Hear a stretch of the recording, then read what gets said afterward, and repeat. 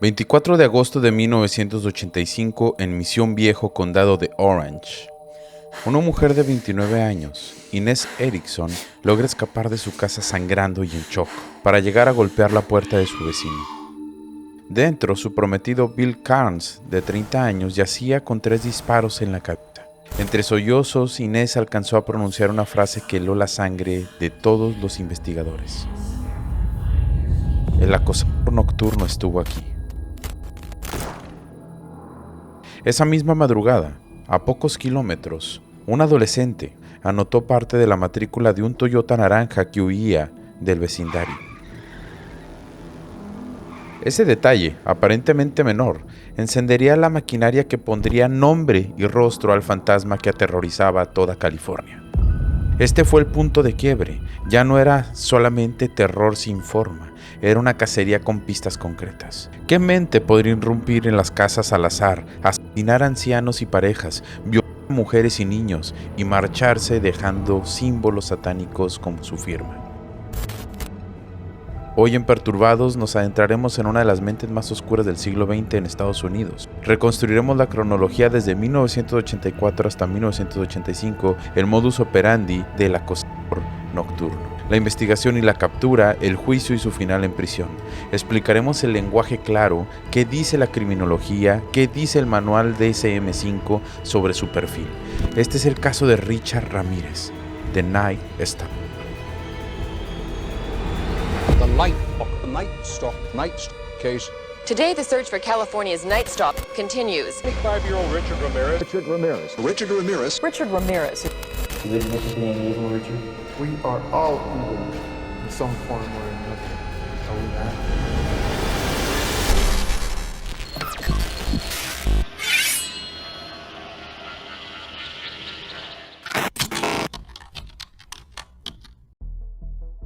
Bienvenidos a Perturbados, el podcast en donde más que escuchar un caso de crimen real, nos adentramos a la mente de todos estos monstruos que han sido sujeto de estudios durante décadas.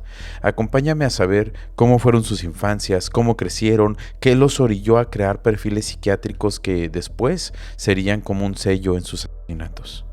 Mi nombre es Manu, médico y amante del comportamiento humano, y hoy tú y yo vamos a perturbarnos.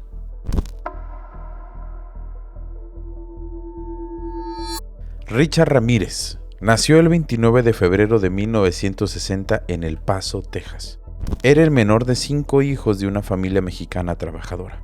Su padre, Julián, pasaba largas horas en el ferrocarril. Su madre, Mercedes, trabajaba en una fábrica de calzado, expuesta a químicos que afectaron su salud por varios años. La familia vivía en un barrio fronterizo marcado por la pobreza y la discriminación. Y eso, desde muy temprano, creó un ambiente tenso y cargado de violencia.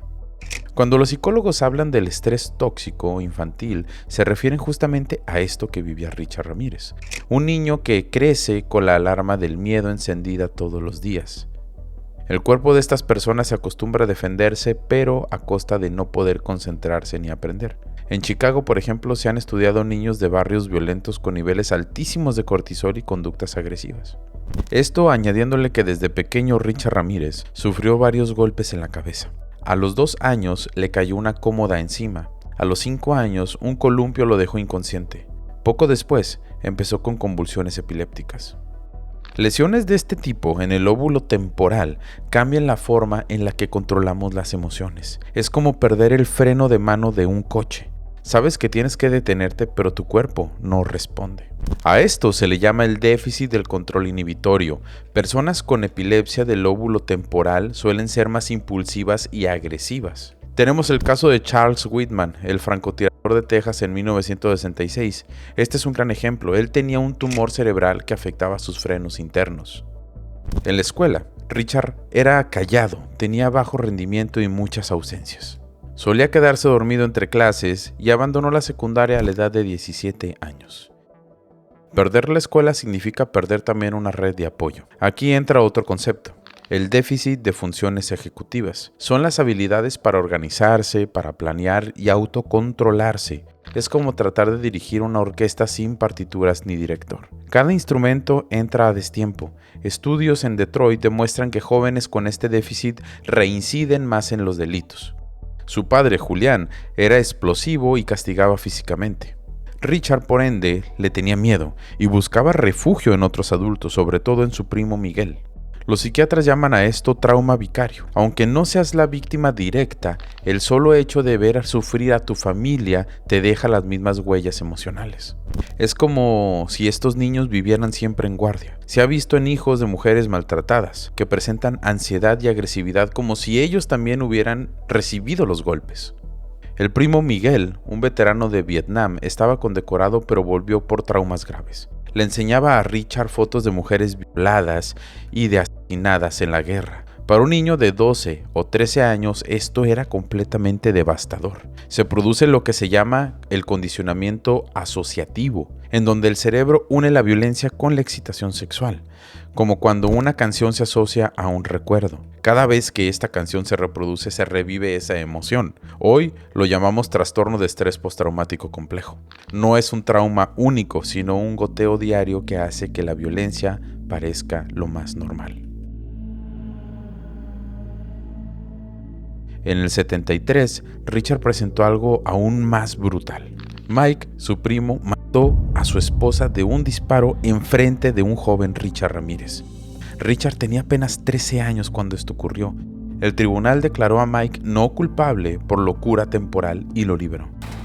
El mensaje era claro: se podía ejercer violencia extrema sin pagar ninguna consecuencia. A esto se le llama desensibilización traumática. La primera vez, la violencia te horroriza. La centésima, ya no. Es como ver una película de terror tantas veces que deja de asustar. Edmund Kemper, otro asesino serial, también creció presenciando violencia y normalizándola. Y al parecer toda la familia de Richard estaba llena de fichitas. Otro cuñado, Roberto, lo llevaba a espiar mujeres por las ventanas. Para un adolescente esto se volvió más un aprendizaje. Bandura lo explicó con la teoría del aprendizaje social. Los jóvenes imitan lo que ven en los adultos, igual que un niño copia el peinado de su hermano mayor. Richard, pues, empezó a copiar las conductas antisociales. Desde la adolescencia empezó a mostrar crueldad con animales y fascinación por el fuego. Eso conecta con la famosa triada de McDonald: crueldad animal, incendios y enuresis. No todos los expertos están de acuerdo en que se prediga la violencia, pero sí que, en combinación con otros factores, es preocupante. En términos clínicos hablamos del trastorno de la conducta. Es crecer sin semáforos internos, cruzar en rojo porque no ves el límite. Por ejemplo, Albert de Salvo, el especulador de Boston, mostró lo mismo en su infancia. En la adolescencia las cosas no mejoraron. Ramírez empezó con marihuana, luego LSD y después cocaína. Robaba y fue despedido de un hotel por intentar agredir sexualmente a una huésped. Aquí aparece la desinhibición conductual: perder los frenos internos por drogas o lesiones cerebrales. Además se suma la comorbilidad. Cuando el consumo de drogas coincide con rasgos antisociales, el riesgo es altísimo y se puede disparar. En prisiones de los Estados Unidos, más del 40% de los internos tienen esta combinación. Si juntamos todas estas piezas, aparece lo que los psicólogos llaman el modelo biopsicosocial. Por un lado, la biología con golpes en la cabeza y epilepsia, la psicología con aprendizajes de violencia como norma y la sociedad con pobreza, drogas y falta de contención. Ninguno de estos factores por separado convierte a alguien en un asesino, quiero aclarar eso, pero juntos forman un terreno fértil para la violencia. En 1983, con 23 años, Richard se mudó a California. Vivía de robos menores, se relacionó con círculos de ocultismo y consumía drogas de forma intensa. Lo describían como un retraído, delgado y con dientes deteriorados, imagen que luego sería parte de su identidad pública. La infancia y adolescencia de Richard Ramírez estaba llena de señales de alarma. La violencia doméstica, los traumas, el fracaso escolar, las drogas y la ausencia de los límites. Todo eso moldeó a un joven que se acercaba cada vez más al abismo. Y la pregunta aquí es inevitable: ¿qué pasa cuando este terreno fértil encuentra la oportunidad de estallar en una violencia real? Esa es la historia que sigue.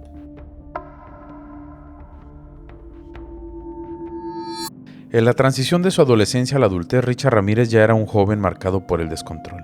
Fue justamente en esos años cuando empezó a interesarle de lleno por el ocultismo. Leía sobre el satanismo y buscaba compañía en círculos donde la violencia y la transgresión eran casi rituales. Para él, esas ideas le daban un sentido simbólico a la rabia y a la violencia que lo acompañaban desde niño. Aquí podemos hablar de un trastorno personal antisocial incipiente. Se caracteriza por el desprecio hacia normas sociales, impulsividad y ausencia del remordimiento. Para entenderlo sencillo, es como crecer sin un freno interno que te diga hasta dónde puedes llegar. En el caso de Richard, las drogas y el ocultismo reforzaban esta falta de los límites. Y antes de hablar del primer crimen, vale la pena detenernos en lo que los criminólogos llaman el perfil victimológico, que es el tipo de persona que un agresor tiende a elegir como su blanco. En el caso de Richard Ramírez, desde el inicio mostró una preferencia clara por las víctimas vulnerables, mujeres solas, niños, ancianos y hogares donde podía estar sin resistencia. Y ese patrón lo seguiría durante toda su vida criminal. Esto se relaciona con la teoría de las actividades rutinarias de Cohen y Felson del 79. Dice que un crimen ocurre cuando coinciden tres cosas: un agresor motivado, una víctima adecuada y la ausencia de alguien que pueda detenerlos. Esto es como un triángulo. Si falla una esquina de ellos, por ejemplo, un vecino vigilante, el crimen se frustra. En Ramírez, la madrugada, la vulnerabilidad de la víctima y la soledad de la vivienda era la combinación perfecta. Antes de llegar al primer asesinato, Richard ya pasaba mucho tiempo con su primo Mike, quien lo introdujo en pequeños delitos y le enseñó a robar coches y casas. También cometía asaltos menores en tiendas de barrio para costear sus drogas. Este aprendizaje delictivo temprano marcó su transición hacia los crímenes más graves. Con el tiempo, esos robos fueron un entrenamiento. Aprendió a moverse en la oscuridad, a forzar cerraduras sin hacer ruido y entrar y salir de un lugar sin dejar ningún rastro. Eran ensayos que más adelante replicaría en sus ataques nocturnos contra las víctimas humanas. Aquí entra la teoría del aprendizaje delictivo de Edwin Sutherland. Sostiene que la conducta criminal se aprende por interacción con otros. Igual que un niño aprende malas palabras escuchando a su hermano mayor, Richard aprendió técnicas de robo y violencia imitando a su primo.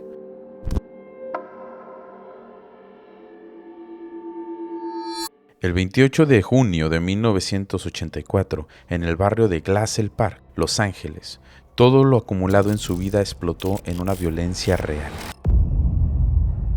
Esa noche, Richard cortó con un cuchillo del mosquitero de una ventana y se deslizó hacia adentro en silencio. La víctima era Jenny Vincow, una mujer de 79 años que dormía sola en su cama. La sorprendió mientras respiraba profundamente en el sueño. La apuñaló una y otra vez con una ferocidad desmedida, hasta dejar su cuerpo cubierto de cortes. Después le revolvió el cuello de lado a lado, casi decapitándola, y la agredió sexualmente. Algunas fuentes señalan que esa agresión ocurrió después de la muerte, aunque aquí las versiones entran en conflicto. Fue su propio hijo quien al amanecer encontró la escena. La habitación hecha un charco de sangre, sábanas desgarradas y un cuerpo reducido a la brutalidad más grotesca. Esa madrugada nació públicamente el monstruo que había estado gestándose durante años en Richard. Aquí también podemos hablar del trastorno sexual sádico. Este diagnóstico describe excitación sexual provocada por el sufrimiento físico o psicológico de otra persona. Te explico, es como si el dolor ajeno funcionara como un interruptor del placer. El apuñalamiento y la agresión sexual parecen haber estado vinculadas a esta dinámica. En psiquiatría forense, este salto se explica con el concepto de desinhibición moral. Richard pasó de las fantasías y los robos a un asesinato real e irreversible. La desinhibición moral suele relacionarse con el déficit de empatía y disfunción de la amígdala cerebral, una región que es clave para procesar el miedo y las emociones. Esto permite actos de extrema violencia sin la reacción de culpa que tendría la mayoría de las personas. Este crimen también tuvo un peso simbólico. Muchos expertos creen que al atacar a una anciana sola y frágil, buscaba ejercer un control absoluto. Una especie de venganza contra la indefensión que él mismo sufrió en su niñez. A esto se le llama la identificación proyectiva, poner en otros tu propia vulnerabilidad y luego destruirla. La identificación proyectiva es un mecanismo de defensa descrito en la psicología psicoanalítica. Es como culpar al otro por tu propio miedo y después castigarlo por tener ese miedo. En Ramírez, la anciana representaba su propia indefensión infantil. Tras este primer asesinato, Richard Ramírez no se detuvo, al contrario, se hundió más en las drogas y en el ocultismo. Hablaba de Satanás como de una fuerza que lo guiaba y justificaba su violencia como parte de un destino oscuro. Lo que había comenzado como un acto aislado se transformó en una compulsión y a partir de ahí Los Ángeles viviría bajo el terror de un asesino que entraba en las noches a los hogares y dejaba tras de sí escenas de puro horror. Aquí podemos hablar del refuerzo conductual. Cada vez que Ramírez cometía un crimen, obtenía una sensación de poder y excitación que reforzaba esta conducta. En él, esa compulsión se tradujo en una espiral de violencia creciente. En 1984 y 1985, la ciudad de Los Ángeles se sumió en un estado de terror colectivo. El responsable fue Richard Ramírez, que ya había pasado de ser un ladrón nocturno a un asesino serial que entraba a las casas como una sombra. Sus ataques no eran solamente iguales, pero con cada crimen fue perfeccionando un modus operandi que lo hizo inolvidable. Richard cosechó una nueva víctima el 2 de julio de 1985, Mary Louise Kahn. Ramírez irrumpió en su casa de esta pobre mujer de 75 años mientras dormía. La atacó con un cuchillo de cocina y la apuñaló repetidamente hasta morirla. Esta escena mostró nuevamente violencia innecesaria con un ensañamiento que superaba lo necesario para acabar con la vida de una persona. Aquí podemos diferenciar el concepto de modus operandi y de firma. El modus operandi es lo necesario para cometer el crimen: entrar, atacar, huir. La firma son los elementos innecesarios pero cargados de significado personal. En este caso, la brutalidad excesiva y la repetición de cuchilladas. En Ramírez, esa firma se volvería cada vez más macabra. Meses antes de este asesinato ya había dado un paso aún más oscuro. El 10 de abril del 84 en San Francisco mató a Mei Lung, una niña de 9 años. Su cuerpo apareció en el sótano de un edificio.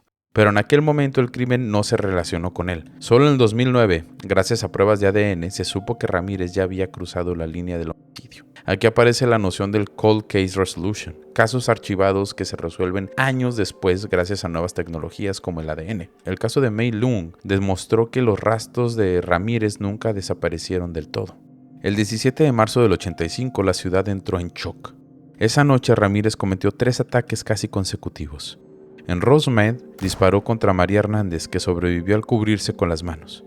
Minutos después asesinó a Daily Okazaki en su garage y poco después, en Monterey Park, interceptó a Tsai Lian Yu y le disparó en la cabeza. 3 agresiones en una sola jornada. La compulsión ya era incontrolable. Este episodio ilustra el fenómeno del spree killing o asesinato en serie en corto intervalo, que significa cometer varios homicidios en poco tiempo, sin el periodo de enfriamiento típico. 10 días más tarde, el 27 de marzo en Whittier, atacó al matrimonio Sazara. Vincent fue asesinado a tiros en su sala. Maxine, su esposa, fue atada, torturada y finalmente apuñalada con saña. Lo más perturbador de este caso fue la mutilación. Richard arrancó sus ojos y los guardó en una caja como trofeos. Además, dejó marcas satánicas en la sala. Esto se conoce como una conducta de trofeo. Algunos asesinos toman objetos o partes de sus víctimas para revivir el crimen más tarde. El 29 de mayo de 1985 llegó uno de los ataques más perturbadores, el caso de Mabel y el de Florence Lang. Ramírez entró en su casa y las golpeó con un martillo, las ató con cables y las electrocutó. Después pintó pentagramas en las paredes y en el cuerpo de una de ellas. Incluso obligó a una de las hermanas a jurar su fidelidad al diablo antes de atacarla. Aunque ambas fueron encontradas con vida, Mabel falleció poco después. La mezcla de sangre, tortura y culto demoníaco convirtió este crimen en el símbolo de su veneración al mal. Aquí aparece lo que se le conoce como ritual criminal. No es solamente violencia, sino la incorporación de símbolos para reforzar una creencia. Desde la clínica esto se vincula con un delirio de poder con contenido demoníaco. No hablamos de psicosis clásica, sino de un uso simbólico del satanismo para crear una identidad de un enviado del mal. Igual que otros líderes destructivos, como el caso de Charles Manson, Richard utilizaba lo ritual para reafirmar su rol de adorador del mal. Si te das cuenta, Richard Ramírez reforzaba su escalada con cada crimen. Él también intentó asesinar a Wendy Bennett, de 16 años, en Sierra Madre. La golpeó con un objeto metálico, pero ella sobrevivió. Y surge esta pregunta: ¿por qué tan pocos ataques contra niños? A diferencia de otros asesinos seriales, Ramírez rara vez centró su violencia en menores. Posibles razones: los niños solían dormir acompañados. Él buscaba la satisfacción de dominar adultos vulnerables. Y además, los crímenes contra mujeres o ancianos le daban notoriedad y menos riesgo de intervención inmediata.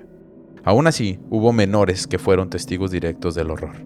Esto refleja la selección situacional de las víctimas. Más que elegir un perfil específico como muchos asesinos seriales, él aprovechaba la oportunidad del entorno, como un depredador que no busca una presa exacta, sino que la quiere encontrar vulnerable. Mientras los asesinatos aumentaban, la ciencia forense iba tejiendo el caso.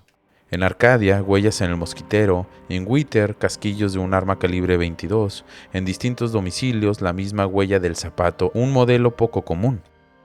Cada pieza se documentaba con un extremo cuidado. Las huellas dactilares se revelaban con polvos de grafito y se levantaban con cinta. Las huellas de calzado se moldeaban con yeso en el laboratorio.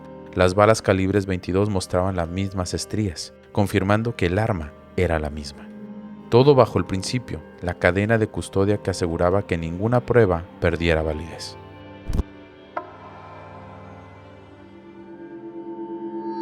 El punto de quiebre llegó el 24 de agosto de 1985 en Misión Viejo. Esa noche atacó a Bill Carnes y a su pareja, Inez Erickson. Carnes sobrevivió y Erickson pudo describir al atacante. Un adolescente, James Romero III, notó un coche sospechoso y anotó parte de la matrícula en un Toyota. La policía encontró el vehículo y encontró una huella. Coincidía con la de Richard Ramírez. Por primera vez el fantasma tenía nombre y rostro. El fin de los asesinatos llegó el 31 de agosto de 1985, con el rostro de Ramírez publicado en todos los periódicos. Intentó huir en un barrio de East Los Angeles, pero los vecinos lo reconocieron, lo persiguieron, lo golpearon y lo retuvieron hasta que llegó la policía. El hombre que había sembrado el terror en California había caído. La historia de Ramírez demuestra cómo un asesino puede perfeccionar su violencia con cada crimen, pero también cómo la ciencia forense y la presión social terminaron cerrando este cerco. Clínicamente se puede ver el caso de Richard Ramírez como una adicción conductual. La descarga de adrenalina y dopamina tras cada crimen era su droga. Ramírez buscaba crímenes cada vez más violentos. Otros asesinos como Andrei Chikatilo en Rusia siguieron el mismo patrón: violencia creciente, ritualizada y compulsiva que no se detuvo hasta su arresto. Con la captura de Richard Ramírez, el ciclo de asesinatos que había sumido a California en el miedo llegó a su fin, y aunque las calles recuperaron la calma, la historia de este hombre apenas estaba entrando en una nueva etapa, la de los tribunales, donde se enfrentaría a la justicia bajo la mirada de todo el mundo. La tensión pasó de las calles al sistema judicial. La policía había logrado atarlo a los crímenes gracias a una serie de pruebas contundentes: las huellas dactilares recogidas de las escenas de crímenes y la identificación en Misión Viejo, donde el testigo James Romero anotó las matrículas de un Toyota. Estos elementos forenses fueron cruciales para cerrar el cerco. Aquí conviene mencionar que en esa época el FBI ya desarrollaba los perfiles criminales de asesinos seriales. Los analistas describirían a estos sujetos como hombres jóvenes con un historial de delitos previos, con conducta antisocial y escalada de violencia. Ramírez encajaba perfectamente en esta descripción. Además, la Unión de Ciencias del Comportamiento del FBI introducía ya la distinción entre ofensores organizados y desorganizados.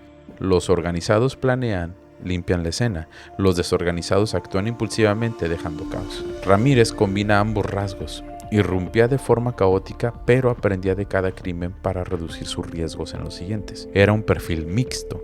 En cuanto a su estado físico y mental, al ser detenido, los informes muestran a un hombre exhausto, golpeado por los vecinos que lo habían atrapado y al mismo tiempo desafiante. No mostró arrepentimiento ni sorpresa, más bien una especie de indiferencia arrogante que marcaría toda su trayectoria judicial. El juicio contra Richard Ramírez comenzó en 1988 y se prolongó hasta 1989. Fue uno de los procesos más mediáticos de la década. Desde el inicio atrajo multitudes, ciudadanos, periodistas y hasta simpatizantes. Algunos llegaban a las audiencias vestidos de negro con pentagramas como si asistieran a un espectáculo. La sala del tribunal se convirtió en una mezcla de ritual morboso y círculo mediático. Durante las audiencias llegó a dibujar un pentagrama en la palma de su mano y gritar "Hail Satan", un gesto que quedó grabado en la prensa.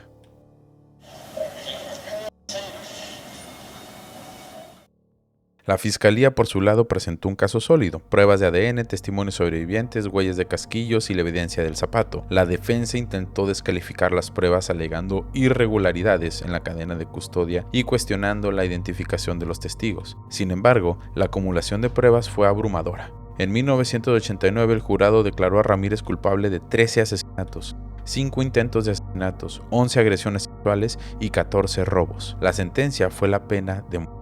Al escucharla, Ramírez reaccionó con frialdad. Miró a las cámaras y dijo: "No importa, la muerte siempre estuvo en el menú". Ese gesto confirmó la imagen que los medios habían construido, un asesino satánico, desafiante hasta el final. El proceso estuvo marcado por un incidente sin precedentes. Una de las juradas fue asesinada por su pareja durante el juicio. Aunque no tuvo relación con Richard Ramírez, el hecho generó pánico y rumores de represalias, que aumentaron la atención mediática. Tras la condena, la vida de Richard Ramírez en prisión se convirtió en otro capítulo extraño de esta historia. Fue enviado al corredor de la muerte en la prisión estatal de San Quintín, donde pasó más de 2 décadas. Ahí recibió miles de cartas de admiradoras que lo encontraban atractivo a pesar de sus crímenes. Algunas llegaban a declararle su amor, otras enviaban fotografías sugestivas. Este fenómeno se le conoce como hibristofilia, la atracción por criminales violentos. En la cárcel, Ramírez se mostraba desafiante con las autoridades, pero también cooperaba con ciertos interrogatorios, dejando frases ambiguas que alimentaban su leyenda. No confesaba más de lo que ya estaba probado, pero disfrutaba de la atención que recibía. Se mantuvo hablando con la misma aura oscura, hablando sobre Satanás y reafirmando su identidad como el acosador nocturno. En 1996 incluso se casó en prisión con Doreen Lloyd, una periodista que lo visitó más de 70 veces antes de la boda. Ese matrimonio fue símbolo de una atracción morbosa que se generaba, aunque con los años la relación se deterioró. Esto marcó la narrativa pública de Ramírez como un criminal que seguía fascinando detrás de las rejas. A lo largo de los años presentó múltiples apelaciones. En el 2006, la Corte Suprema de California confirmó sus condenas y la sentencia de muerte. La identificación de víctimas, entre tanto, fue un proceso doloroso y prolongado. Muchas familias esperaron años para obtener confirmación oficial de que sus seres queridos habían sido atacados por el acosador nocturno. En algunos casos, como el de Mei Leung, la conexión se estableció décadas después. Esto evidencia los límites de la ciencia forense de los años 80. Se podía vincular a un sospechoso con escenas, pero no siempre identificar a todas las víctimas de inmediato. La repercusión social fue inmensa. El caso de Ramírez marcó un antes y un después en la percepción pública de la seguridad en California. La gente comenzó a reforzar sus casas, instalar rejas y alarmas y a desconfiar de los extraños. Políticamente impulsó mayores recursos para el trabajo de laboratorios forenses y fortaleció la colaboración entre agencias locales, estatales y federales. Se estandarizó la cadena de custodia y se intervino en técnicas de identificación como las bases de huellas digitales y más tarde de ADN. La cobertura mediática fue otro factor clave. El apodo The Night Stalker, el acosador nocturno, se convirtió en un ícono del miedo, un miedo repetido en titulares y noticieros en todo el mundo. Algunos medios exageraban los vínculos satánicos, otros se centraban solamente en el morbo de los crímenes. Lo cierto es que Ramírez se volvió una figura mediática, odiado, temido y para algunos sectores admirado. Aquí entra un concepto clave, la amplificación mediática del riesgo. Cuando un crimen recibe atención constante, la sociedad percibe un peligro mayor al real. Así, los noticieros convirtieron las noches de California en un escenario de terror, aun cuando la posibilidad de ser atacado era estadísticamente baja. Aquí es importante señalar los límites entre lo probado y lo no probado. Está probado que cometió 13 asesinatos y numerosos ataques, pero persisten dudas sobre si estuvo involucrado en otros crímenes no resueltos en California o incluso en Texas. Las autoridades nunca pudieron confirmar más allá de los cargos oficiales. De igual forma, el componente satánico fue en gran parte un añadido teatral. Si bien Ramírez utilizaba símbolos y rituales, no hay pruebas de que perteneciera a una secta organizada. El juicio también dejó una reflexión sobre la justicia y la sociedad. Por un lado, mostró la capacidad del sistema legal para procesar incluso a criminales de gran notoriedad. Y por otro reveló el lado oscuro del espectáculo mediático. Fanáticos que lo aplaudían en la corte, mujeres que le enviaban cartas amorosas e incluso propuestas de matrimonio. Esa fascinación por el mal sigue siendo un fenómeno estudiado por psicólogos y sociólogos. Al final, Richard Ramírez murió en el 2013, en un hospital de Mary County a los 53 años, antes de que pudiera ser ejecutado. La causa oficial fue un linfoma de células B, aunque algunos reportes mencionan hepatitis C como comorbilidad. Murió tras casi un cuarto de siglo en el corredor de la muerte, cerrando un capítulo oscuro de la historia criminal de los Estados Unidos. En resumen, el proceso judicial de Richard Ramírez fue tanto una batalla legal como un fenómeno cultural. Cerró el capítulo sangriento de sus crímenes, pero abrió un debate duradero sobre la seguridad, la influencia de los medios y la atracción mórbida que ciertos criminales ejercen para la sociedad. Aquí la historia de Richard Ramírez no es solamente la de un asesino serial que sembró terror en California, sino también la de un símbolo social. Su violencia ritualizada, marcada por los pentagramas y juramentos al diablo, mostró hasta qué punto el crimen puede convertirse en un lenguaje de poder. En cada ataque, Ramírez no buscaba únicamente matar, buscaba dominar, dejar huella y erigirse como un emisario del mal. Pero al observar el eco social entendemos que el verdadero control no estaba en sus manos, sino en el miedo colectivo que generó. La sociedad cerraba ventanas, reforzaba puertas y se paralizaba ante la idea de que un depredador nocturno estuviera en las calles. Aquí está la paradoja. El mismo hombre que pretendía ser símbolo de caos terminó siendo atrapado por la repetición de sus propios rituales. Los pentagramas, las mutilaciones, los trofeos, lo que para él era una firma de identidad, para la ciencia forense fue un rastro inconfundible. El control que él quería ejercer sobre la sociedad se volvió al final del día su perdición. Hoy, al recordar su caso, surge una pregunta inevitable. ¿Qué nos atrae a ti y a mí de esta historia? ¿Por qué la figura de un asesino logra despertar esta fascinación al punto de recibir cartas de amor en la prisión?